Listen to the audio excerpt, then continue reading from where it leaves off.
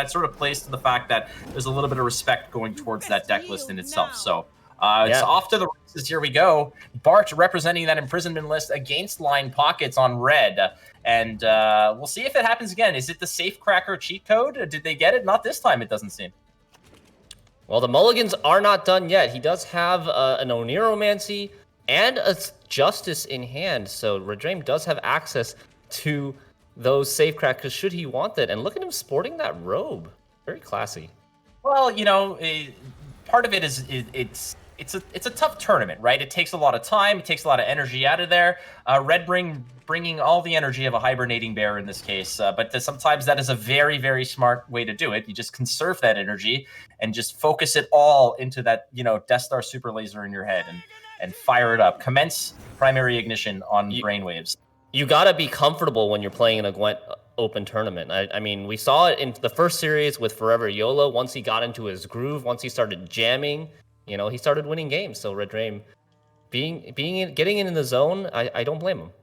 Yeah, Redrame is no stranger to sort of just living in the moment and doing what feels right. In this case, if you want to be comfortable, it's just one less thing bothering you, one less distraction, and you can just focus on gameplay. As you can see there is no Safecracker in hand, and he's kind of hovering over that Oniromancy. It feels bad when you got to go ahead and fish out a bronze card like Safecracker with a 13-point Oniromancy, but you're on red. You want to make sure that you can get things rolling, and that is one of the strongest openers. Safecracker into Justice, into the double engine, the pockets being developed here. You won't have Furco to pull it, but here it comes as immediate response without even wasting any time there. The Fangs comes in and deposits a little bit of poison, but it's already getting its job done. It's a Crown Splitter on the board, which just stretches the value from that Novigradian Justice. Yeah, immediately getting poisoned, but Redrame able to use that Crown Splitter body to pull out the Novigradian Justice before it gets finished by the poison. So still big tempo plays coming out from both sides. Typically on red coin, Syndicate wants to try to win on even if they can. But we'll see if Redrame is able to keep up here. Needs to play 8 points to get ahead. It's just a little bit short because something like Siggy would only get 7 points, getting the boat out. But Cleaver can definitely do the job. Takes advantage of that Crown Splitter pocket already. Big commitment from Redrame in round 1 here. I think Redrame is just sensing that, you know what, if you poisoned one of my engines, I'm going to give you a bigger, scarier engine for you to deal with. And you're on red coin. You're on the right side of the coin here, and you're going to make it happen. And that's going to go fish out a charge from imprisonment. And I think Redrame kind of felt that was the case.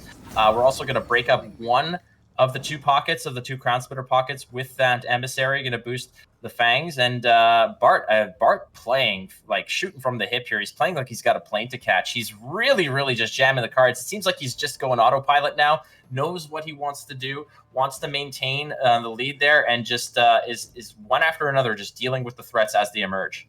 Yeah, imprisonment targets for this matchup. Cleaver is definitely a big one, especially when he's got that Crown Splitter pocket. So a lot of commitments coming out from both players. I think they're both respecting and recognizing the fact that round control is very important in this matchup. In the long round 3, Nilfgaard is very favored against Syndicate, but if Syndicate wins round 1 and gets a good push off going into round 2, maybe like can get the ball out in round 2, or even if Nilfgaard has a bad hand, potentially even 2-0. So I don't disagree with the level of commitment we're seeing here. And the extra leader charge to get the Flying Redanian thin out of the deck, extra 3 points, and gets Redrame ahead by exactly 1, still threatening to win on even at this point.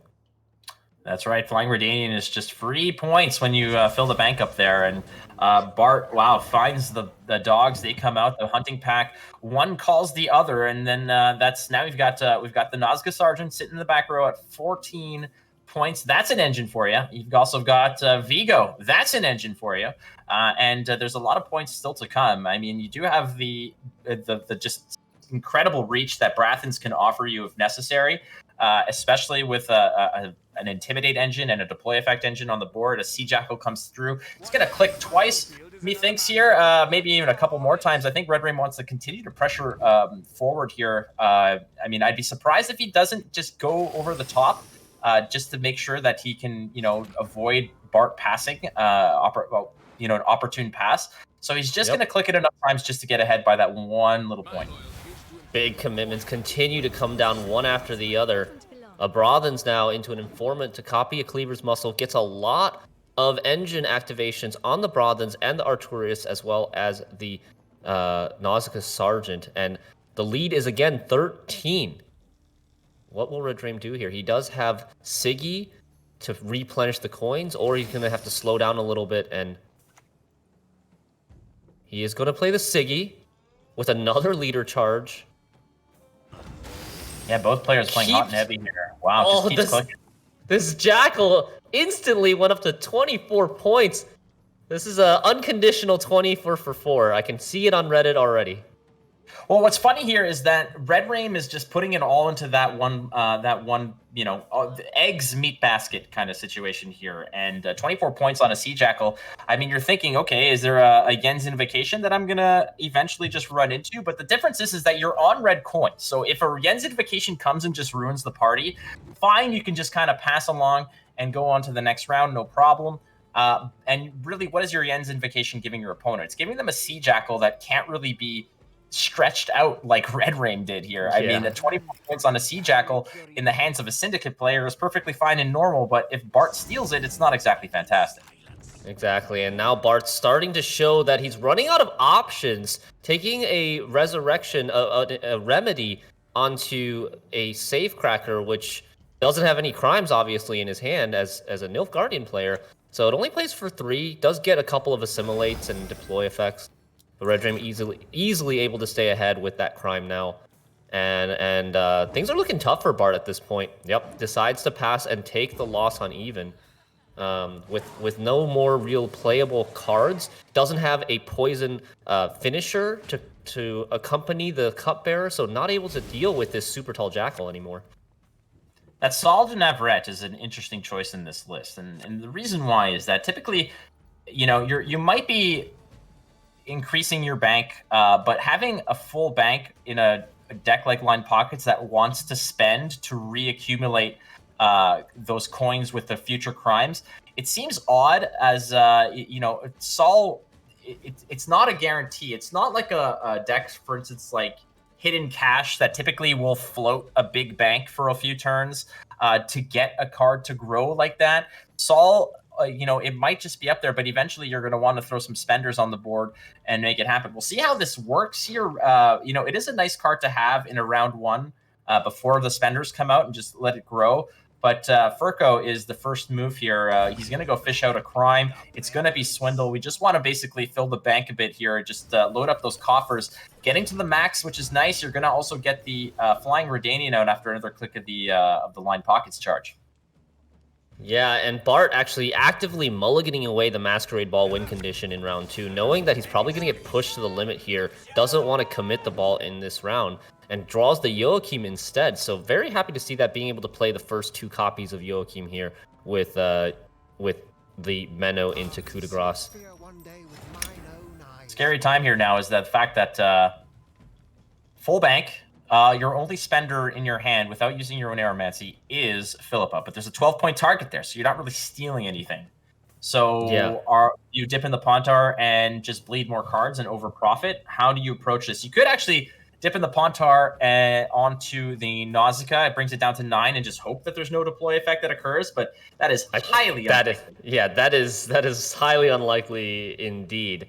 But Redrame does have the Oneromancy. He has a couple of options on what he can pull with that. I think it's possible that he might go for an Oneromancy onto Heatwave to kill this Sergeant. It is a lot of points. It gets rid of an engine, and the nice thing about that is that it doesn't spend any coins, but Bart does commit the leader here to answer the Sol and kills it at the same time.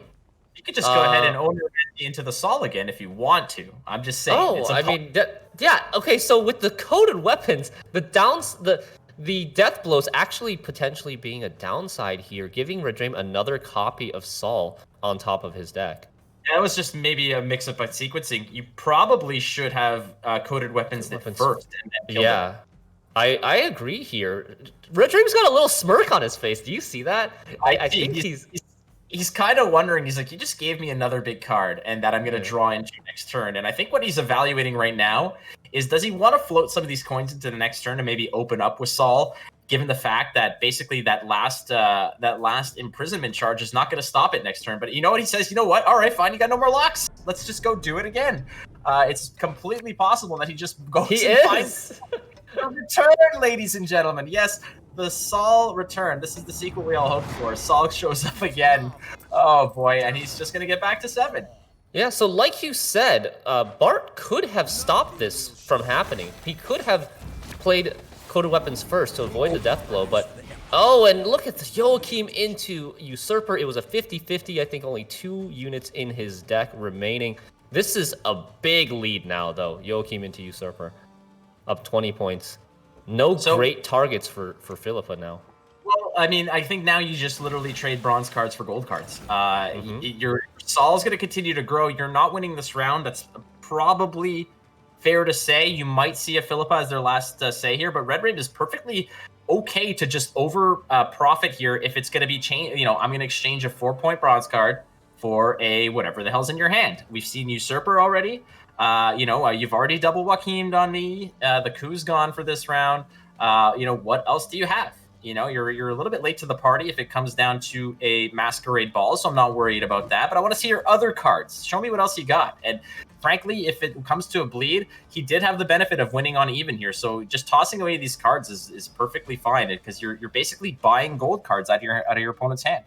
That's true, but a Viper Witcher Alchemist could be a big deal here. Not sure who it's going to end up benefiting, because Bart may end up getting a useless crime in his own hand. Find out soon. Gives Redrame a Tourney Joust, and Bart receives in return the Tunnel Drill! Tunnel Drill goes burr no more. Well, now it's just 5 points. It's a weapon best wielded by it's for more so it's a more civilized weapon for the Syndicate. And in this case, that Tunnel Drill is just 5 points. But in the hands of Redrame, that thing could have been absolutely menacing if the pocket existed. Unfortunately, Cleaver's gone, and a lot of those Crown Splitters are a way of the past. And like double Saul in one turn is fun. The difference here is the fact that a lot of those major resources are gone. Frankly, for both sides. Yeah, but it's still even cards, and Redrame still has a couple leader charges. Might be able to get the Flying Redanian back. Still has last save for that Gord. Heat Wave, great answer for potential ball, if there is a ball. Bart quickly taking these mulligans. Yeah, you got to kind of maybe hope for ball. That's kind of what you need to go for here. The difference is how many more aristocrats do you have? The fact that you kind of needed ball in your hand so that you can go ahead and play the Roderick and then onto the Roderick, but are you running out of gold cards in your deck at that point? I think he can still do it. With good luck, Bart can still fully activate the ball, but because he can get it from Roderick. If he on the first time he gets it from Roderick, I think he just did. There it is. I think he just did. And then now you can play Joachim with Cantarella and Gorthric Evade, and then play Joachim onto you can play Coup onto Joachim for that, or Coup onto Roderick for that second aristocrat. Now to quote Lloyd Christmas, so you're telling me there's a chance, and in this case, exactly. It seems like the stars are aligned here for Bart to make this one very interesting. Redrame was in a commanding position in round 1 and had some very unique plays and options in round 2. But having 4 coins in the bank plus 2 ready to go, it's not fantastic. Especially when your options for poison here is a Tunnel Drill. Is your own Roderick. Yeah, that Tunnel Drill is looking a little bit weak at this point, but it's still 13 points of beef here. So. Yeah, but the Joachim and the Coup into Joachim still a lot of points, despite pulling out like a 5-point card. Now, some people might be wondering why poison the 2 and not the 4? Because Bart is planning on hitting the 4 with 3 points of damage from the Coup de Grace, and so it will end up as a 1-point card. So with the poisons, he'd rather destroy a 2 than something that's going to end up as a 1. We're gonna see that Duchess is probably just going to be fodder. It is discard fodder. So Bart even down that card. There's going to be no bronzes on the board for Redrame. You know what is strange here? There's currently no bronzes on the board for this Duchess Informant to copy, but there could be if Redrame ends up Philipping this 4-point Fangs of the Empire. Oh, you sneaky Pete, you. That is definitely an option. You're opening up that Duchess Informant with the poison. We're going here now. We're going to double this up. There is the... Oh, my God. And you know what?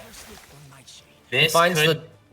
So hold on a second. Because, well, there's the double poison. You can... If Philippa comes in and steals that that Fangs, that means that the Duchess can now go ahead and clone the Fangs and complete the poison on the Roderick. It's not a whole lot of points. No. That might be a little bit of the extra reach necessary. It might make the difference here. Like, Redrame potentially could have played the Gourd first. But this score should be a 12, right? Yes! Look at Redrame with the fist pump and the dance. No. It's just barely enough by 2 points. Redrame takes game number 1 as Syndicate versus Nilfgaard in the unfavored matchup. And love to see that emotion on the screen there, Flake. Oh yeah, and he's dressed up like Hugh Hefner, and he's feeling good. The guy is in full mode now. That's what it took to wake him up. The bear is awake. He's angry. He's hungry. He wants to go ahead and make this a 2-0 lead at this point. You know what I'm crossing my fingers for? I'm crossing my fingers that Redrame's robe doesn't become undone while he's doing the dance in front of the camera. Yeah, wardrobe malfunctions here at Gwent Masters are typically not something that occur within the sort of confines of the studio and us here in our caster, fortresses of solitude. But we can't be held responsible for what occurs. A rogue gust of wind, and this becomes NC-17 real fast. But Redrame right now with the victorious fist pump and took that one. And it all started, Shinmiri, with a lot of fireworks, a barn burner in round 1. Yeah, both sides just unleashing the heavy guns in round 1 and showing just how important round control right now is in the meta. I think a lot of these popular matchups that we see between Syndicate, Arrakis Swarm, Skellige, and Nilfgaard are all coming down to who wins round 1, who has the ability to push in round 2 to control whether or not you get a long round 3 and to get some big resources out of your opponent in that round 2 push.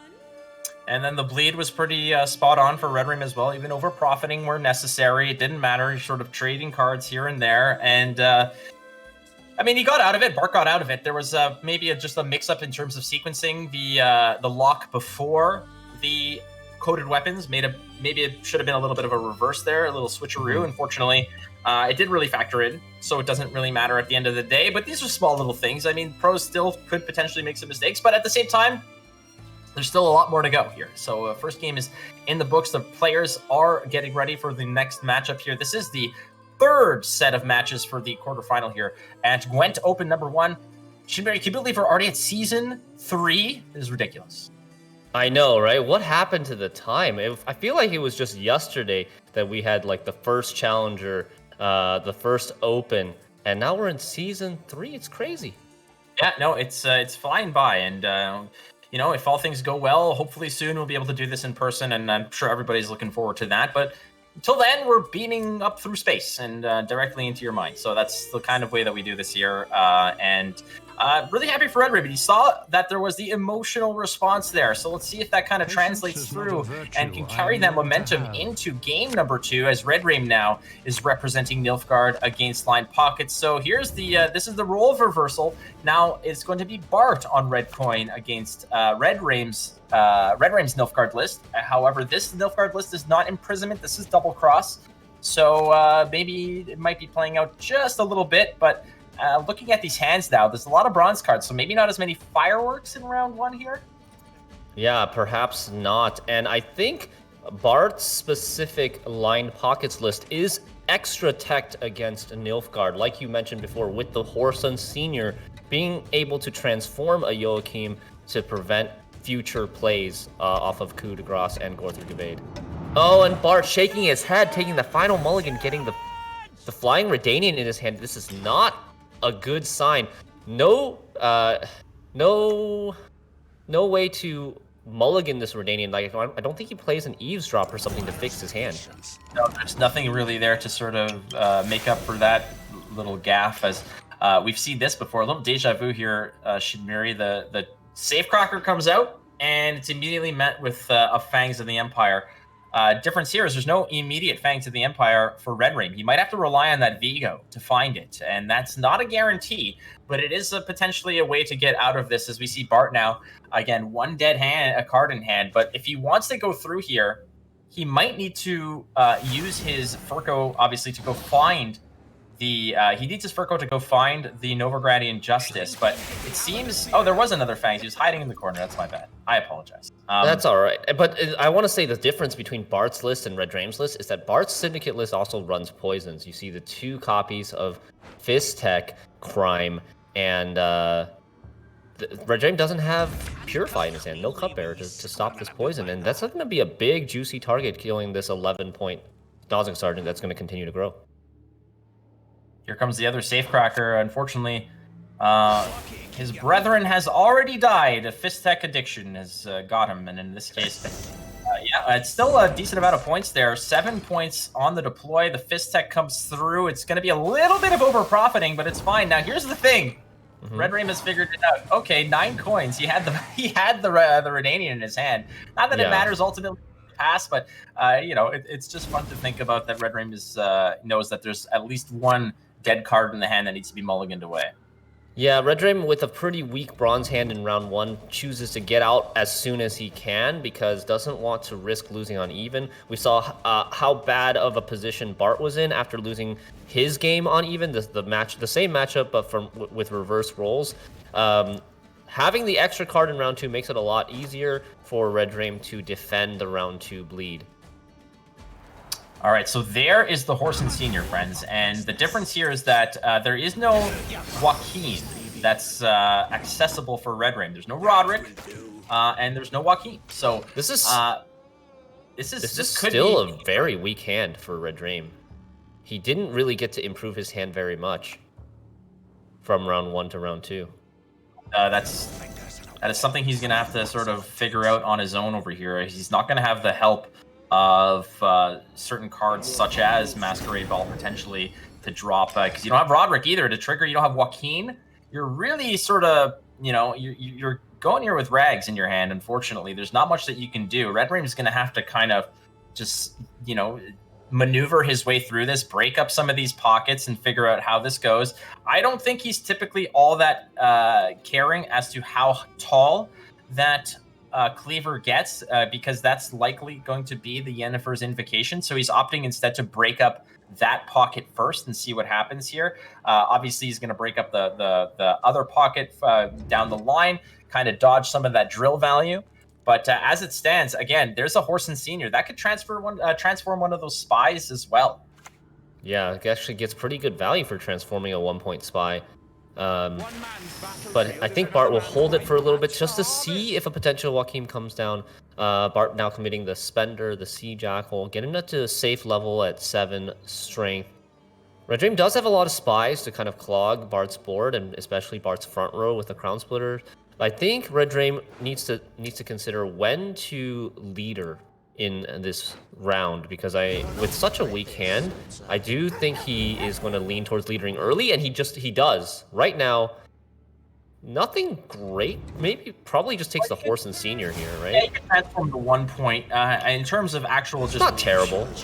Point value, I mean, you're not getting any crimes, right? So those are basically, that's the end of the story. It's 9 points, though, plus the double trigger of Assimilate. So that's not bad. Unfortunately, however, he would have liked to see a Oniromancy, because if you double cross an Oniromancy, you get it again on the Echo the next round, and would help him get a lot. He has a lot of golds missing, so it would help him a lot with access to the rest of his gold deck. I will say this, though. There was the fact that you did find, I mean, it was a crime, a Philippa, and the Horson that could have been much worse. The fact that he actually managed to find that Horson, really, Oniromancy, Horson, and Tavern Brawl were most likely the best options there. Tavern Brawl was pretty good. Yeah, it would have killed the Cleaver. Redrame still maintaining a lead here, 2 points, still holding on to 2 points of damage on that Slave Hunter in the back row. Dancing around a Tavern Brawl quite nicely here, not giving too much value out of it. Yeah, But being careful not to put a unit next to this 13-point slave hunter, especially like an 8. An 8 dueling a 13 would be 20 points of value for that Tavern Brawl. So that is a nasty one to sort of stack through. I think that's why Menno is going to play mediator between whatever that 13 is standing next to, at least to maybe block a little bit of that. But nonetheless, Redrame is just kind of hoping to that maybe Bart just decides to sort of throttle back here a little bit. That there is that Yen's Invocation still standing around in Redrame's hand, and again, we suspect it's going to be on the cleaver. That's most likely the best place to put that value. The problem here, however, is that there's no crime follow-up. Like you said earlier today, Shinmiri, without a way to generate coins, that cleaver, left to its own devices, isn't a lot of points. Yeah, and most of the coins so far are going into that Sea Jackal for a 3-to-2, a 2 coin to 3 power ratio. And Philippa coming down yoinks the Horse and Senior and gets the Syndicate card back on Bart's side. Now doing work with the Intimidate tag, still potentially 2 or possibly even 3 crimes to come. Bart is still holding on to that Horse and Senior. I think he's just waiting for that Joaquin to show up, and Redrame's got the sinister grin on his face. He's like, I don't even have Joaquin, so it's like not even a problem. Joke's on you. Pretty much, exactly. He's like, this is gonna make the front page of circus.com because this is absolute full-on clownery in terms of how this is going. But Redrame is making the best of a bad situation at this point, and he knows that the Horsen's there because he saw it and cloned it with his ability. And it might be a matter of he's just saying, like, you know what, you're not playing the Horsen. Oh, look at that. Look at that. Horsens for days, ladies and gentlemen. How many do you have? Because 4 Joaquin, why don't we see like 3 or 4 Horsens? Philippa puts the spying tag on Horsen Senior, allowing Coup de Grace to copy it without getting Deathblow, and now that's the second Horsen Senior Redrame has played as Nilfgaard. He actually has the bonded ability for the cut-up lackeys. If he were to play any crimes after this, that would be hilarious. I wish that was a way to do it. I mean, you know what? Potentially, I guess you can. Well, mind you, I was going to say you could maybe go for the Alchemist to sort of swap a crime and a card from one deck to the other, but there's no really way to access it, right? So yeah. The board is what the board is at this point, and I think Bart is suspecting that maybe now that I've seen that Joaquin's not in hand and it's not a threat, so I might as well use this now. Now there is a little bit of a visual glitch there, as Horsen did transform the Duchess into a cut-up lackey. The cut-up lackey, right? But the visuals are different. It takes some time to get assimilated into the Syndicate Crime family. Yep, that's a cut-up lackey. Just in case for the doubters out there. Redrame still has a 3-point lead, got the card up. You know what? In all honesty, the fact that there wasn't really much going on, like given the strength of the hand there, Shinmiri, I think Redrame has actually been he's been doing a good job of just being able to stay competitive against hit after hit after hit. Cleaver, indeed. Philippa, 2 Horsens, all of this going down. But here comes the Owneromancy.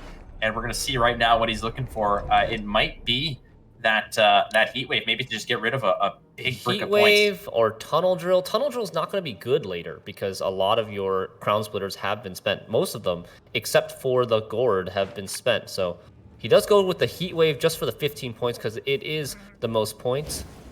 It's going to force the biggest commitment out of Redrame in this round. But we are getting... Is there a pocket even for that drill? Not a full pocket, not currently. So maybe that's one of the reasons why he didn't elect to take the Tunnel Drill. But the Heat Wave is also really valuable for the ball later on if this game does manage to go to a round 3. So that's gone for now. But Redrame will have to decide how he's going to survive this round. Looks like Menno into battle prep. Now that the big unit is gone from the range row, he doesn't fear the big duel anymore. So finally, he's able to play the Menno into battle prep. This Tavern Brawl still looking kinda. It can be played for 8 8 points of removal, gets rid of an engine, activates some Intimidate, so still pretty good tempo play, despite Redrame doing his best to play around it. There's a remedy there, and if we look at the graveyard, we're gonna, it's one option. But the thing about it is that there's not many good bronze cards to go pull out there. But we're gonna go for the location. That is 9 points of boost, meaning that the top card, or rather the best card in the deck for Bart is a 10 provision card. That's a Horson Senior in there, or Horson Junior, excuse me. Horson Junior still in the deck for Bart. Bart is gonna go the distance, play everything. Well, does he click the cleaver? He has one spender. Or is he thinking about keeping the coins for the carryover? He is going to actually click the Jackal instead. I didn't see that. And actually looks like he's spending a lot of coins. Gets 20 points ahead. 21 here is tough. There's a 13-point invocation. Then you would need an 8.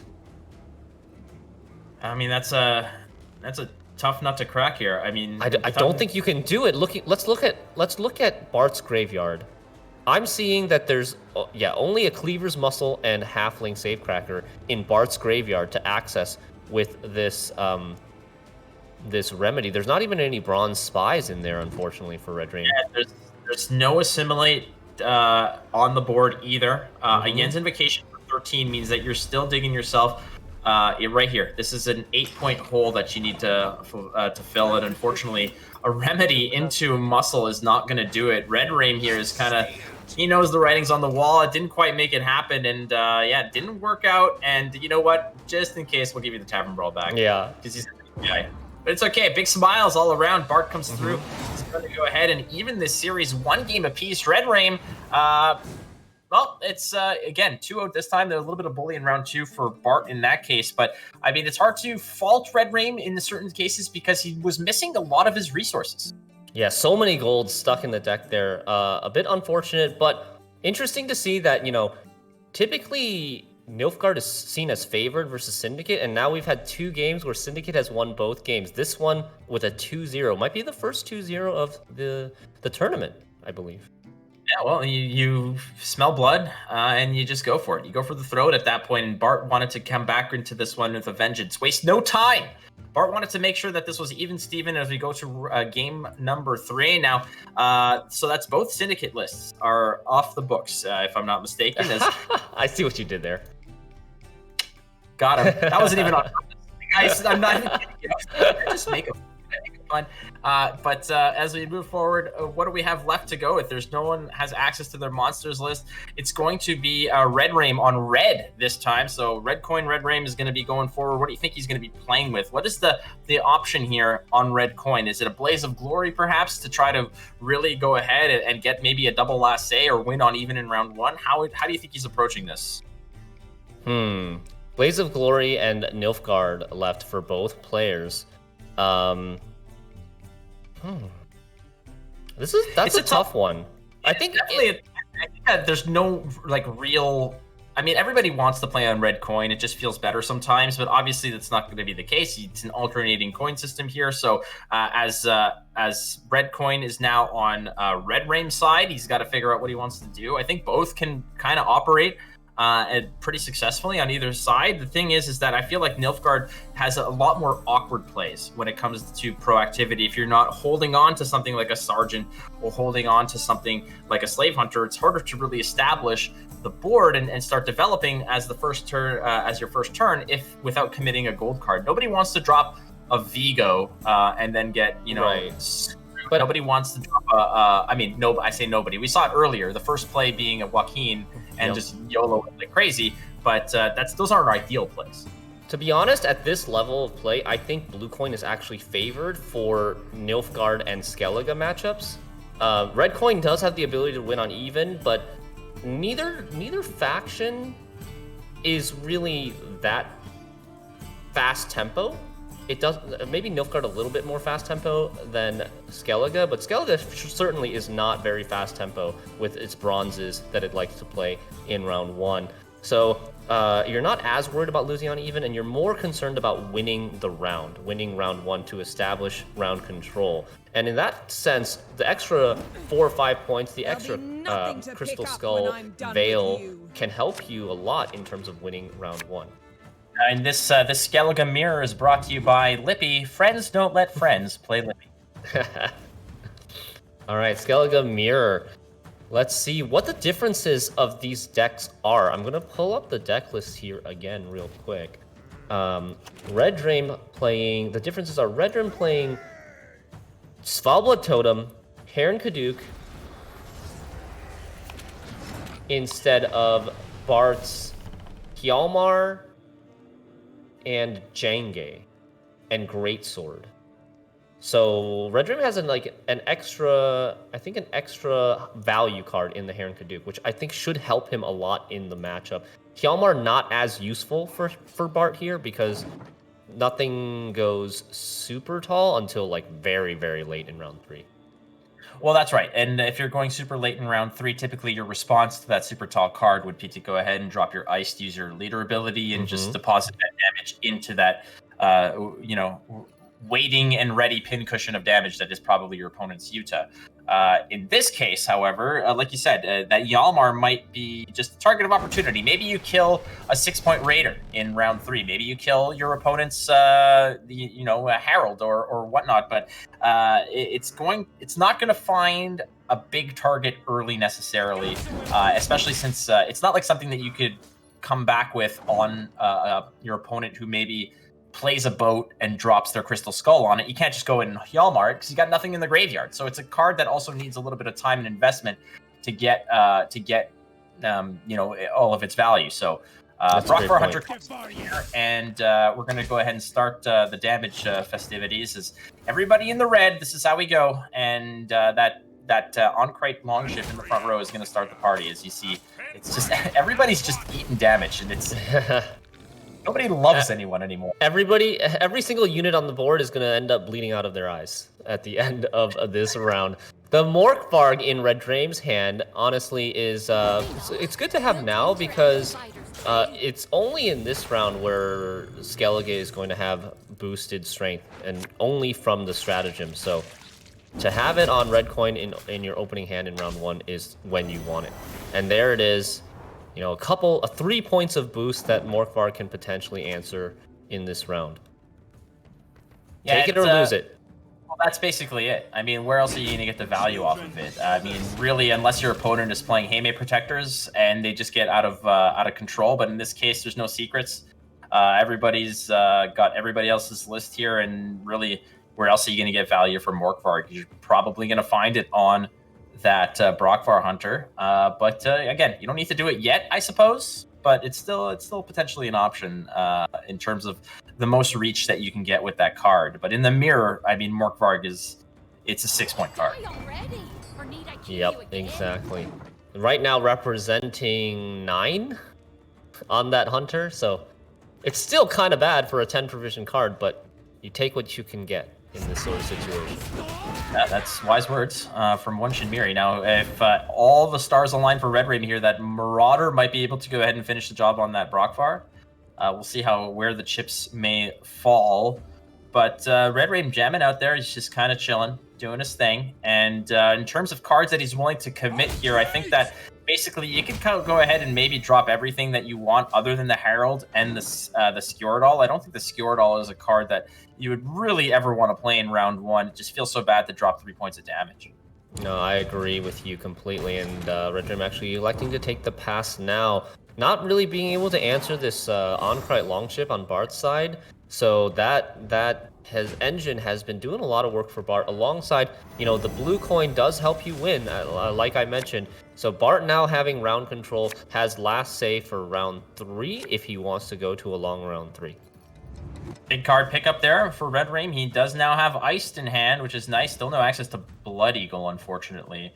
I believe that is not a second Morkvarg in Redrame's hand. That would be terrible, especially at the cost of, I believe that was Herald. The Herald, yes. The transforming cards are having a little fun transforming into other cards. Yeah, today. It's ridiculous. Double devotion, so they could just be anything at this point. It's like your Charmeleon just evolved into a Venusaur for some reason. It's like, what the hell just happened? We have no clue why this happened, but there it is. You know, it's a good card to have, and when you have Ice and Herald, these are two of the main weapons that you would usually take into a short round 3 and a longer round 3 now. Should be nice for Redrame because I believe he still has access. Does he still have access to both boats? No, he spent one in round 1, and it was so killed. Yeah, so the raiding fleet there is a bricked card. We're gonna get rid of that Onquite long shit that goes right back, which is gonna make another appearance, and that's a card, Shinmiri, that, you know, if played early and maybe gets a few turns to be useful. It's not just a matter of the points it represents, but it's just guaranteed bloodthirst, like all the time. Oh, Bart gets the Yuta, but still has a mulligan to save it, and ends up drawing the Hjalmar. Not bad. Great hands for both players, drawing into most of their golds. Yeah, it looks like yeah, we've I think got everything except Iced for Bart. Bart is missing Iced, but he does have Blood Eagle, and I'm sure he's going to be able to find it. With playing against Skellige, a faction that doesn't typically boost itself very much, especially the Blaze of Glory lists, you're going to find the blood, the Bloodthirst on the Blood Eagle pretty confidently every time, and it's not like you're looking to play it anytime soon.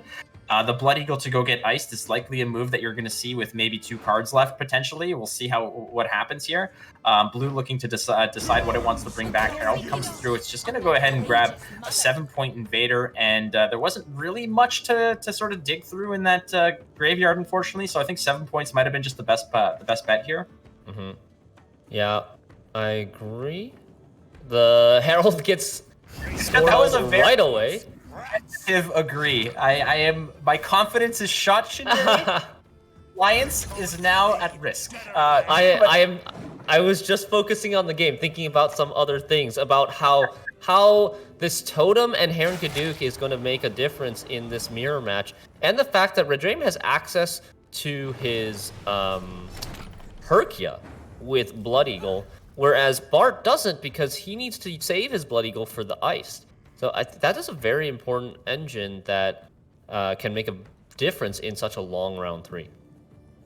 Redrame's still holding on to his Herald as well, which is usually once the Herald hits the board, it's an instant and immediate response by the Skjordal, as we saw from Redrame onto Bart's Herald. And in this case, okay, well, we're just going to go ahead and get rid of that card. I mean, at the end of the day, that boat might have represented a lot more damage down the road. Every card that was going to be played was going to get a 1-point haircut. A little taxation without boat representation now, as Herald does come through. And there is an option to go ahead and, I believe, if I'm not mistaken, there is a Raider there. Yep, there he goes. The Raider is back from the dead. Beautiful. Now, great lock by Bart, locking one of the Fanatics, making this Totem a 0-point play for the time being. But Redrame does have the location to potentially block the left side of that Totem to activate the singular Fanatic on the right later down the line. A lot of different, like, these small little tactics. These two players are playing very quickly, by the way. But these small little tactics can make the difference in a mirror match where every point counts. You're not wrong there. Every point does count, as it's through testament of the fact that we had a tie earlier today. And, you know, 1 point here, 1 point there. Even along the lines of, like, okay, well, that Skjordal did kill the Onkrite Longship, but now Harold's there. And Harold's going to start pinging away and pinging away and pinging away. Redrame decides not to use the Hunter Ping. I wonder what he's saving it for here. Trying to get the Bloodthirst too, so he can get Gutting Slash from Vabjorn for 6 damage and squeezes out another extra 2 points. Very well done. Phenomenal, and Harold's even you know, playing along here. He's being a nice obedient boy and not pinging the target that you're looking to kill. How many times has that happened and you just get mad at? Too many times. But Redrame... Sorry, I was gonna say the Patricidal Fury days where you drop your Arnulf and Harold just loves to ping that last siren that comes out. Harold never cooperates. Never cooperates in that situation. I think Redrame is looking pretty good here. He has So he has one engine on the board with the Brockfar Hunter, and he's going to be able to get another one here with the Blood Eagle into Herkia. There's, for the most part, removal, there should be no real removal left on Bart's side, other than the Blaze of Glory. And if you Blaze of Glory the Herkia, that is quite of an aggressive line that puts a tall target on your side of the board very early. Yeah, I mean, Herkia is there. She's going to go ahead and ping away. I mean, it's tempting to try to deal with it. You can deal with it within 2 turns if you're Bart. I mean, you can drop both of your Bear Witchers to deal with it. You know, you're not getting full value off of it, but again, you're saving yourself the trouble of, you know, having that Herkia continuously just raining down these pings of damage. And I've seen the movie 300, and I don't think Bart wants to fight in the shade. So we'll see how this works. He might just go ahead and take 2 turns. That's one way to do it. Absolutely. That is one way to do it. Actually getting 1 extra point of value from the Morkvar, taking out armor and setting up the clean 3 damage kill on the Bear Witcher for the next turn. Game of inches, buddy. Game of inches. And I guess that's a one little thing. And it's tough to have. I'm sure Bart would have preferred to have Herkia rather than that Morkvarg in the hand, or Iced for that matter, if we're going to go down that route. But, you know, I don't think either player is really at a risk of trying to find a proper target or having the Bloodthirst activated for their own Ice. As you can see, both of them are just in the red. Bart, I think, here is just waiting for Redrame to make his choice, and there he goes. Do you take Mentor here? How many points is a Mentor? 1, 2, 3, 4, 5, 6. I think there's 6 damage. Oh, wow. Okay. Oh. What's the idea with this? Quartermaster. Quartermaster might be a situation where he maybe is looking to just kill one of his own units and just remove the Bloodthirst from his opponent. Like, it's an odd situation, but now that Quartermaster could potentially go ahead and kill his own Skjordal. I think his Quartermaster's to activate the Fanatic so he doesn't have to click the totem. I think he's basically playing the Quartermaster as a 10-point card. 10-point card. Great line there. Great line. A great way to sort of rescue an otherwise murky situation. As the Quartermaster comes through, gets the shots on the Fanatic in the back row. Alternatively, like I mentioned, I mean, it's a very out there play, but it is possible. But in this case, there's just so much damage on each side that you know, trying to dodge Bloodthirst wasn't going to happen. And here comes Iced into the draw. The draw is a pretty decent draw too. It's not going to ping the whole way. It's not very good. Well, I mean, it's not very good because it's not going to transform itself. It's not going to transform itself, but it's still a body. It's better than drawing potentially something like a Gutting Slash, which happens to me all the time. Nonetheless, okay, big lead here. Lead, 42 points. This is not going to happen, I don't think, right? Well, I don't think you can do 42 points. Here's the deal. I'm from NA. You're from NA. Redrame's from NA. The NA math is here. Oh, that is definitely not going to do 42 points. Drawing the special card, unlucky for Bart, but I think even if he drew the best card there, it was not happening. The lead was just insurmountable. And that's tough to digest there. You know what, the thing about it is that even if Bart picked up a huge card there, I don't think it was going to be enough either way. Masterfully played by Redrame in that case, and he's vibing to that victory. A 2-1 lead here. Gwent Open #1 for Season 3, and the Redrame is up 2-1 on Bart. And Shinmiri, I mean, when it comes down to it, you know, it's difficult in those long rounds. Both players know more or less what the game plan is because they're trying to effectuate the same game plan from start to finish. The difference here is how do you get, you know, how do you eliminate targets of value, and how do you rescue situations that become a little bit murky, like we mentioned. Like you said, there was the lock on the Jengi that did lock the Fanatic, and that is one of those cards, those tech choices, or those sort of you know, cards that can be that are different between the two lists. And you lock the Fanatic, which essentially sort of negates the value of the totem. And in this case, bringing the location online, bringing out the Quartermaster, it's little plays like this that get you so much value down the line. Yeah, Redrame was able to play a very highly efficient value game. I think his deck list was better suited for the mirror with cards like Heron Kaduk, flexible, heals all the damage, because you know there's going to be tons of damage on the board. The totem is able to soak up some extra damage before transforming as well. Just better choices than Hjalmar, and maybe even like Greatsword to an extent. I just don't think those techs helped Bart as much in the mirror match. So this one, despite Bart winning round 1 and having last save for round 3, wasn't enough because his deck wasn't tweaked for this mirror match. Yeah, no, you're right. And eventually some of those little tweaks here and there, those little choices of flavor that Bart made or that Redrame made, it came down to it. And again, sometimes you draw and you whiff on ice. It's happened, and it feels terrible, but ultimately it wasn't going to... Redrame put himself in a big enough lead, in a good enough position to basically withstand the final barrage that Bart was going to go ahead and lay it on. But despite losing the Skellige mirror match, I think Bart's lineup is more targeting something like Nilfgaard. So maybe he, it doesn't matter that much to him that he loses the Skellige. He just can't let Redrame's Nilfgaard through. And this is Redrame's final deck. He is up 2-1 over Bart, and we've got our Nilfgaard mirror that we love to see. This is going to be some crazy stuff going down, I think. Yeah, we're just going to put the calculators aside for these kind of crazy mathematical plays. Nilfgaard is definitely a fan favorite out there when it comes to copying your opponent's cards and locking your opponent's cards and stealing your opponent's cards and other kinds of fun and wholesome lines of play like that. I'm just hoping in this case, both players don't necessarily have the strongest hands, but I feel like they're going to be a little bit more improved than they were prior. The difference here is that, again, I don't think either player has access to their Joaquin unless Bart wants to roll the dice on that Roderick. I think it's highly unlikely that he will, or this early into the round.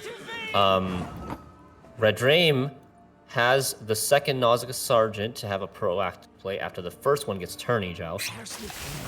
And Redrame seems to have access to more poisons, which is also very useful to have in round 1. Now there are coup de grâces as well. So the coup de grâce is there to... what are you really looking to target in this case? None of them have the Duchess Informant. So there's no Duchess Informants. There's no hunting packs. There's not even Arturius to roll into hunting packs. So it looks unlikely that either of these players are going to be able to thin their decks very well in this round 1. I think Redrame's plan, his game plan will probably be to win round 1 and push round 2. Similar to what Cams did against Tailbot in the last series. We saw this, Cams playing Double Cross against Tailbot's Imprisonment, right? Double Cross tried to push Imprisonment in round 2, but Imprisonment ended up winning that game, so... Curious to see if it plays out the same way or if Redrame has any other tricks or tactics up his sleeve to change that. We talk so highly about these Nilfgaard mirrors, about how they can be really off the wall, cloning your opponent's units, and just, all of these crazy 2, 3, 4 card in a row plays that can really... extend the point totals on either side when necessary. And here we are with these very pedestrian hands that don't really have that kind of spectacular Don't worry about that, Flake. Don't worry about that. This is round 1. It's fine. It'll be a calm round with this hand, but just wait for round 2 and round 3. It will get crazy, I assure you. Oh, I agree, but this sounds very familiar to when I was trying to explain to my ex-girlfriend about how freaking amazing Star Wars is, and then we sat down to watch it, and she's like, "This is trash," and I was like, "Okay, well," but that's kind of what this is. It's gonna get good. It's gonna get crazy. At the moment right now, it might be a little bit, slow paced. There's nothing really spectacular going down here, but it's gonna get nutty as we see, as both players are kind of just feeling it out, seeing what either player has. Redrame right now has the 15-point lead, though he is on blue coins, so he's down a card as it stands. Bart kind of evaluating how he can get back here. Both players do represent a Nausicaa Sergeant as an engine piece. Redrame, however, already removing 1 unit with the double fangs, and Bart now is, you could commit another emissary if you want, but what do you play beyond that, Shinmiri? I think a coup de grace. If Redrame decides to take a pass here, I think Bart has exactly enough points with a coup de grace onto an emissary. Gets you 7 points plus a deploy. Oh, wait, no, I take that back. Wait, it's not enough. Because Well, the emissary is 7 points, and then it gets you 1 deploy proc. Redrame is going to continue playing anyways. Menno for the battle prep. That's one Perfectly additional fine. thinning. Yeah, Perfectly fine. You got the coup in your hand. Menno is there primarily to grab the coup. The Turdy Joust really is, and the Turdy Joust and the battle formation really are just 4-point filler tactics, also to sort of unbrick your Menno. Bart sees that this is an insurmountable lead in round 1, and Redrame taking a nice swift exhale, just sigh of relief in this case, because everything after that was going to get a little bit expensive. So both players are maintaining the coup de grace. The coup de grace has not yet entered echo mode, as Redrame unfortunately is drawn into the entire animal shelter here. I've observed several practice sessions with this mirror match before, specifically imprisonment versus double cross, and I know Redrame likes to push the second round after winning round 1, so I expect to see a lot of fireworks happening here. Here we go. Look at that, Shinbiri without even like any hesitation. Yeah, a boy, Hef, just dropping him in there. Look at him go. No ball though, no masquerade ball here for Redrame. Yeah, well, I mean, I think he's got enough balls on that play right there. So he's just coming in. I mean, anything can happen in the mirror match. Redrame can double cross into a Roderick to get a ball. Like, that is very possible. Depending on when he takes this double cross, the timing of this double cross is tricky. The longer you wait, the better cards you're likely to get, especially in this second round. But Bart knows that, and he might try to use some of the better cards early in the round to establish a lead, maybe try to gain card advantage. Like here, he opens with Roderick, just gets it out of his hand right away. Furious Vigo does have some good options there. Poison, Nazca Sergeant, but I think you're looking for the dogs in this case. Yeah, dogs would be very good thinning. You already have the spying tag from the Roderick. Bart deciding not to take dogs. Did he rope out? I don't know. Oh no! Yes, he did rope out with the imprisonment locks. You see that reaction from Bart's face. The leader model Yennefer is actually known to be quite slow in terms of the leader animations, and he got locked into playing that second leader charge without actually intending to do so because he ran out of time, and that's going to be extremely costly for Bart. I think Redrame is going to capitalize on this big time, and as you saw, I didn't even know that there was like a tier list for avatar animations, but apparently... When you rope as hard as I do and as often as I do, Flick, you know exactly which leader models are fast and which ones are slow. I just like it because it's just exactly in your wheelhouse, man. Like you're there, you're like, rookie mistake. I know how to rope. Like, how did he not know that? And unfortunately for Bart now, again, it's just such a nasty situation to be in because now there's a little bit of a gaffe there. It happens, but how do you really capitalize now? Because what was he looking to get there? What are you looking to lock? It just didn't quite work out. As Redrame now, big pull of the doggos. That's a thinning play and a massive tempo play as well. Yeah, and it's going to be important now for Bart to maintain his composure. When something happens to you like that on your first major Gwent tournament, it's very easy to kind of like lose focus, get tilted, and continue spiraling downwards and making more mistakes. So I hope I see him slow down a little bit and just collect himself for a second. But that's what's part of it. Sometimes like we saw it earlier, Bart was just playing so fast. And when push came to shove and it came down to it, he took a little bit too long. And maybe there was a problem there where he, I don't want to say a misclick, but it didn't quite work out. And I know I've been the victim of this so many times where you're trying to, drop a leader charge or use an order off of a unit, and it always picks the worst target. And here we go. And here we go. The clown shenanigans are happening. So Redrame leadered into an invocation, stole the Brothens, and Bart immediately replies with Cantarella to play the stolen Brothens again for his own hunting pack. The double thin as well. Very powerful play. Catches up, gets ahead. Oh man, I don't think the coin even flipped. Redrame I didn't. What happened? Redrame just invocated, right? The Brothens. And now Bart is going to play an Alchemist, perhaps, to swap that Brothens over to his side of the board, but you know what's going to happen next.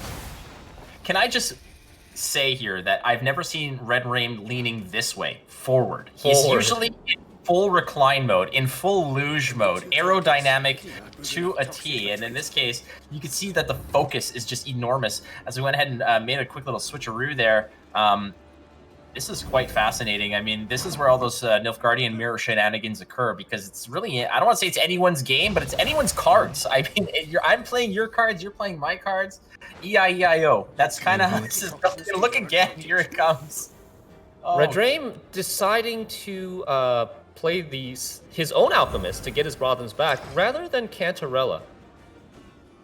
Oh god, and now we're going to see the And now we're going to see the coup onto the Duchess Informant to copy the Alchemist to get the Brothens back. This Brothens is just getting passed around. I wonder how he feels right now.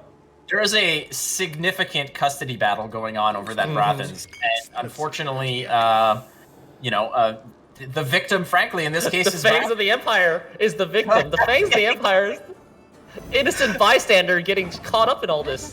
This is not fair, and he's back! Ladies and gentlemen, Brothens is back! This has been impressive. This Brothens has so many stamps on his goddamn passport. It is insane. I don't think he's been bouncing around. This has been a Brothens ping pong match, and I'm all for it. Now Redrame is going for it, seeing if he can get something high value. Nope, just a Sergeant. See, all the excitement's gone. Come on, Redrame. Figure it out, buddy. And Redrame puts a Tourney Joust into Bart's top of his deck to ruin his top deck draws a little bit, knowing that he's already played his own Cantarella, so there's no chance that we'll see another Joachim from Redrame at this point. I mean, I say no chance, but they'll come up with something, maybe. Bart kind of replies in kind. Both kind of clogging. I mean, we haven't seen a Masquerade Ball. We've seen so much back and forth here, and not a single Masquerade Ball to be had on either side. So there's still potential on either side, as Bart is holding on to a Usurper, and I believe both the Invocations have been played. And, all right. It might not be the kind of play that you want to see here, because Redrame might be looking that he wants to get something bigger, badder, and nastier out of Bart's hand, but Redrame went full throttle here, and we did see some pretty nifty plays on either side. Unfortunately for the Van Warlem Hunter, sorry, for the Cupbearer here, it's just going to go ahead. It's going to remove some, it's going to go ahead for the Purify, get the triggers going. Bart goes through, and the card that he's holding on to is massive. Yeah, it is a Usurper. Redrame now down a card, going to a short round 3. Neither player has leader ability. It's going to come down to the draw quality, I feel like, and Bart already has a pretty good hand. Redrame, not so much. There's some Fangs. The potential for a second Fangs coming from that Vigo, but I think Redrame just... It's tough. That is a tough place to be in. Redrame, unfortunately, in that case, didn't find anything of value, as we saw Bart was able to hold on to a massive, massive nugget like that. That Usurper is... It's a lot of points that coming off, even with or without ball. That thing is just is nasty to deal with, and unfortunately for Redrame, why bother going through the motions in that case? Let's just pull the shoot on this round, save our energy, go into the next game. Yeah, and once again we see Imprisonment defeating Double Cross in the Nilfgaard Mirror. Similar story actually to what Cams and Tailbot experienced. Double Cross trying to do the round 2 push, losing their card advantage, and then losing a short round 3. Unfortunately for Redrame, you're just not able to find the Masquerade Ball, not able to find, I think, the Roderick either to source it, or his own Usurper. So a lot of misses on his side. But we are now tied up 2 apiece. I think we have Redrame's Nilfgaard versus Bart's Skellige. We're getting our money's worth here, Shinmiri, when it comes to high-level Gwent action, as we're going to another Game 5. We went to a Game 6, and another Game 5 in the previous set that was casted beautifully by Lionheart and Tia Beastie, and now you and I get to go ahead and enjoy another Game 5. This one not a mirror, though, so we're going to be seeing Redrame's Double Cross Nilfgaard versus, if I'm not mistaken, I believe it's Bart's Blaze of Glory, correct? That's correct, and Bart's on blue coin, Redrame is on red coin. Yep. So Redrame on red coin will be able to perhaps just answer some of these some of the issues that present itself. However, Bart does have Crystal Skull on his blue coin, so he could open with an on-crate longship. Could go ahead and protect it with the Crystal Skull, giving it fail. It is no longer lockable. It's no longer poison. It's going to be a little bit of a problem in that case. This might come down to a battle for round 1 again. Nilfgaard. Nilfgaard wants to get to the long round 3 with Masquerade Ball. Skellige does not want to let that happen. So let's see how much these guys prioritize round 1. We might see some interesting mulligans here from both sides. Bart versus Redrame, game number 5. Here we go. Redrame, really, with his Nilfgaard list, hasn't necessarily had access to all of his main arsenal. Unfortunately, missing big cards like Usurper, in certain cases, Masquerade Ball. So if the stars align just a little bit more, Redrame might be able to go ahead and really make a game of this. Not that he has been a slouch in the previous games that he played against Bart, but when you're kind of you don't have all the crayons in the box at that point, so you can't necessarily draw a really cute picture with missing some of those key colors. In this case, Bart holding on to one ship.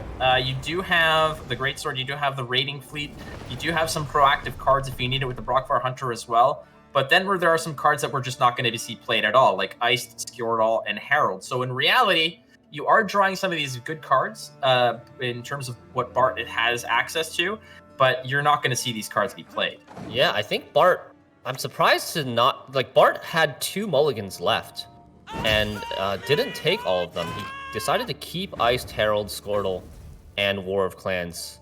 4 cards that are potentially unplayable in this round, and I wonder if this is going to end up coming back to bite him, or if he has a plan even after losing round 1. Now, if you want to complete the picture here, you can grab a Brockvar Hunter, you can grab a Berserker, and kill that Nausicaa. In this case, opting to just go ahead and protect the Brockvar, which means that the boat there is a little bit vulnerable, but I don't think it's really that much of a problem, given the fact that really a lot of the cards that Redrame is going to play are going to get boosted and stay out of the red. But the danger now is the fact that you're coming in, you're taking a 1-point tax off of all the units you're playing to that on-crate, and then you got the Brockvar brothers in the back row, just one after another, just making it hurt. Yeah, quickly developing 3 engines on Bart's side of the board. Redrame might have to actually pass before Bart has to play these cards before Bart has to play these cards that are not playable in round 1. Let's see what Redrame can do right now. He can still play quite a lot. He has the Joachim, Usurper safely in hand. Might be worth trying to contest this round with Joachim, but no coup. He's hovering over that right now, I think. Spy on the board, meaning that even if you're you do have the Joaquin. Joaquin could pull a whole bunch of stuff. A whack of great cards here. We're to see if he's gonna maybe try to go for another Alchemist play here. That is what it is gonna be. Trying to find a gold. A lot of the good gold's already in hand for Bart, though. Well, that's the issue, right? Is the fact that you're not going to hit that home run that you might be hoping for. We'll see what he grabs here. Yeah, just an invader. Not great. It will continue to veteran herself up, though, because Redrame's deck is also a devotion deck. So it'll be okay for later. If you could play the invader at some point and then have it as a resurrection target for a copied Herald on crate in round 3. That's not too bad. Let's see. We have Bart now making some tough decisions. Bart actually electing to pass. Redrame needs to make... Oh, Redrame has a big facial reaction to that, like surprise to see the pass. He needs to make up 12 points. 12 points, but in 2 cards. It's doable. That's the thing, right? You haven't necessarily crossed the Rubicon into the 4 or 3 card territory. You can recover this if your game plan is to go for a longer round 3. So you can go ahead and expend 2 cards here. The question is what are those 2 cards that you want to expend? And if you're playing location in round 1 and you're playing 2 cards to get ahead, it means that you're likely not bleeding in round 2, and that location becomes a little bit null and void here. So we'll see what happens. Wait. Can he go location into Blood Eagle, take the Blood Eagle with the Cantarella, play the... Is that enough points? Oh, we get to see. If you can steal the Blood Eagle, that... It would be bad for Redrame, but it would be even worse, because Redrame won't have any more warriors to play later, but it would be even worse for Bart to lose access to some of the golds, although he does have a lot of the good ones already in hand. Well, that's a gamble that Redrame might be looking to take here. He's deciding now what's going to happen. Arturius Vigo is the way to go here. So, see what he happens. Arturius Vigo does get the doggos. You got to be happy to see that if you're Redrame. With the double thinning, gets enough points out with all the engines boosting, and now we're going to see a long round 3. Nilfgaard loves this. Nilfgaard really is happy to see the long round 3 versus Skellige.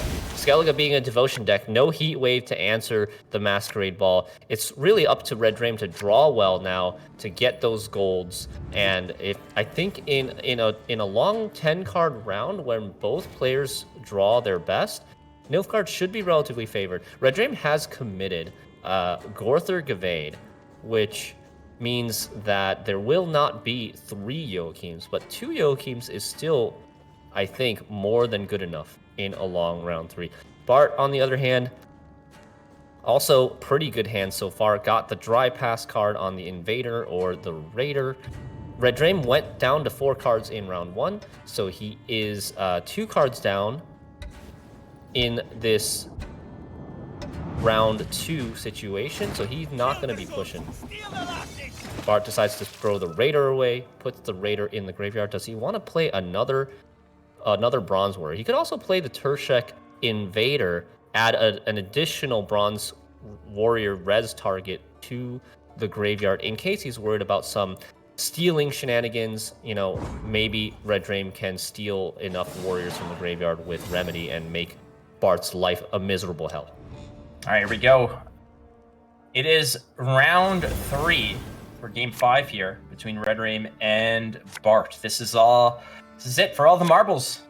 And speaking of living hell, that Braffins is still having PTSD from just being on the board, off the board, this deck, that deck.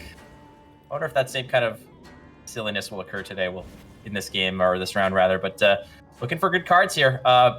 Still no Masquerade Ball. We should be able to find it though with Roderick, but it's still tough when you're Redrame and you're just not getting that card you want. And there's a Cantarella, but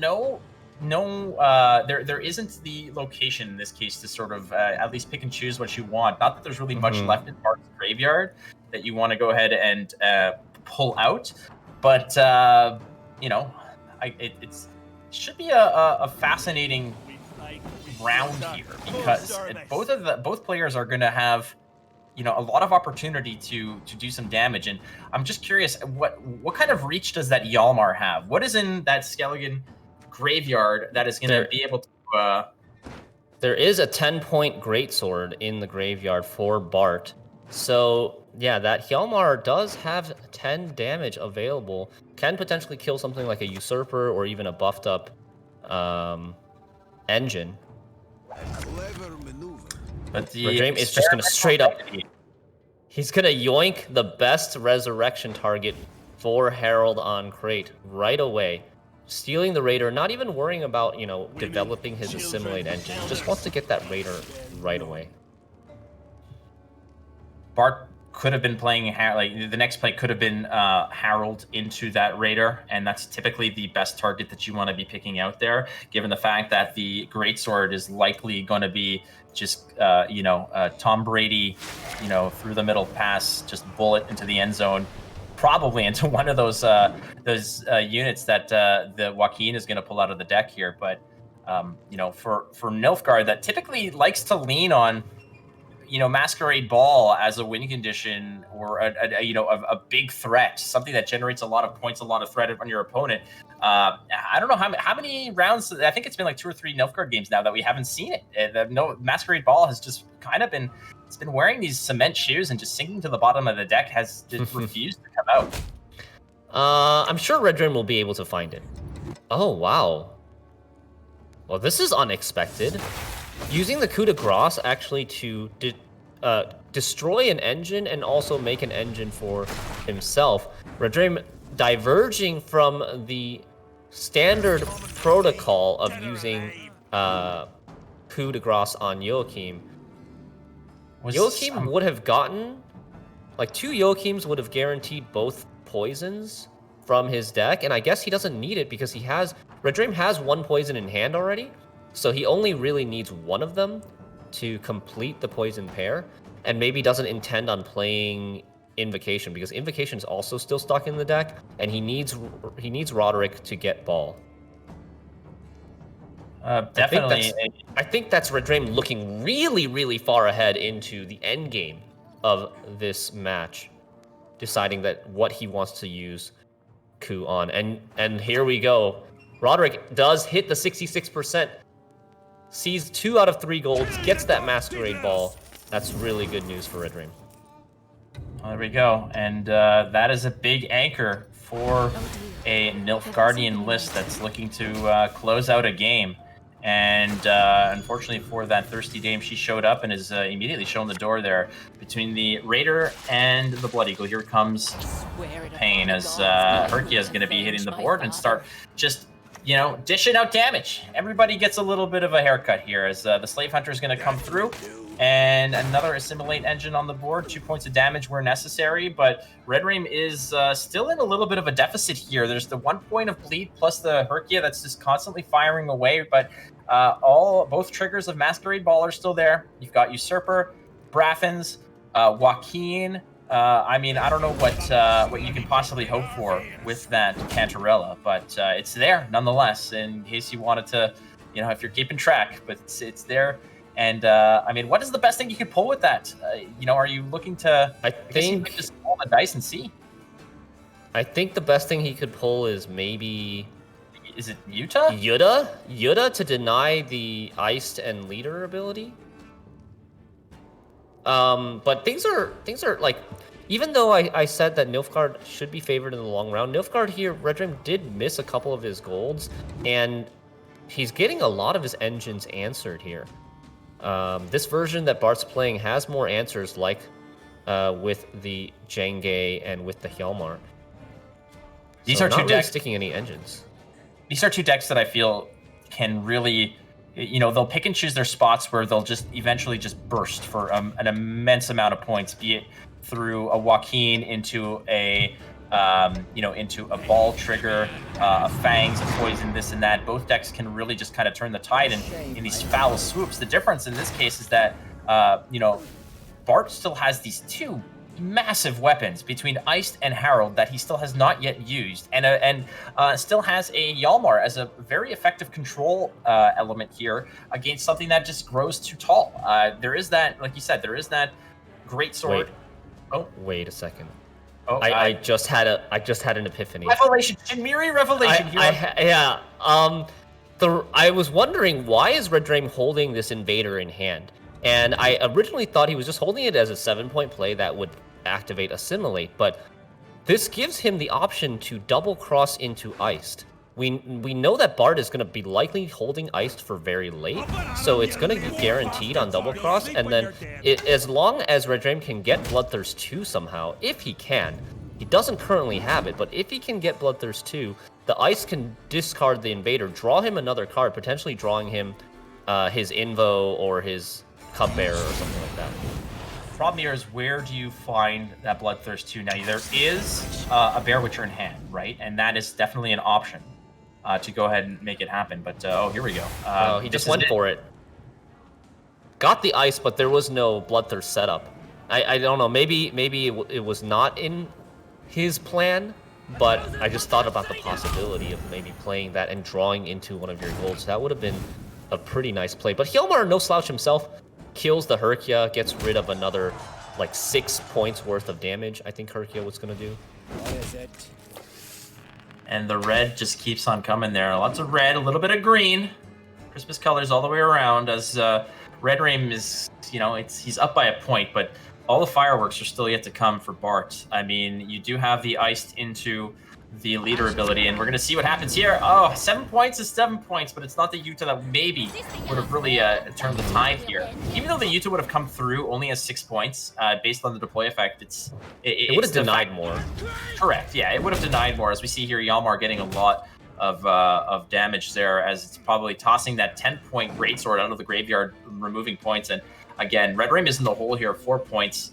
Not a lot left for him to do, but Joaquin could maybe change the tide. The problem is Bart is just holding on to this nuclear weapon. This iced with the bloodthirst active is disgusting. I want to say I love this setup by Redrame. He has 1 charge left on the ball, which gets a Fangs of the Empire, and he has Joachim into a guaranteed poison in his deck. It's either going to be a Fangs of the Empire or a Cupbearer. So with the last play Joachim, he can poison in one turn whatever he wants, which is going to be that Yuta that comes out from Bart's iced and leader combination. So it's a really big swing that we haven't really accounted for here. And here it comes. That's a bad one to draw. Unfortunately, that's probably one of the worst ones. We've said it's only 3 points that are going to show up, but we're going to go ahead and make it. We're going to let the Bear Witcher take the brunt of it, as we're going to get the deploy benefits of that Marauder. But here it comes. We're going to go with the iced. Yuta comes out. She's probably going to find that Usurper in the back row. She shows up. 28-point lead now for Bart. It's not over yet, because it's Bart not over yet. Play, and like you mentioned, Redrame has essentially stacked the deck now that this could get really nasty. 29 points. Can Redrame do this with Joachim? We're going to see. Joachim's going to come through. It's going to trigger the ball, and like Shinmiri said, there's a guaranteed poison coming out. That's a big one. Oh, Redrame shaking his head. Is it barely not enough? How much is it? 20? Oh boy, he looks slightly. It's like, I think it's 4 points short. It's 4 points short. Heartbreak.